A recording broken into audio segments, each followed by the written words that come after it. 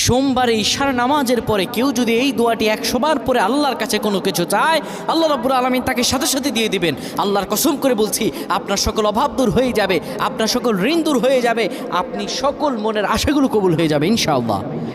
কেউ যদি সোমবার বরকতপূর্ণ রাত, এই সোমবারে আমার রাসূলুল্লাহ দুনিয়াতে এসেছিলেন, সপ্তাহে রোজা রাখারও সওয়াব আছে এই দিনে। কোনো ব্যক্তি যদি সোমবারে ঈশার নামাজ পড়ে সুন্দরভাবে ওযু করে কিবলামুখী হয়ে বসে ইয়া যাল জালালি ওয়াল ইকরাম 100 বার পড়ে, 30 বার দুরূদ শরীফ পড়ে, 3 বার সূরা ইখলাস পড়ে, 3 বার সূরা ফালাক, 3 বার সূরা নাস পড়ে, 10 বার দুরূদ শরীফ পড়ে, আল্লাহর কাছে কোনো দোয়া করে, আমার রব্বুল আলামিনের কাছে দোয়া করতে দেরি হবে, কিন্তু আমার রব আল্লাহ রব্বুল আলামিন দোয়া কবুল করতে দেরি করবে।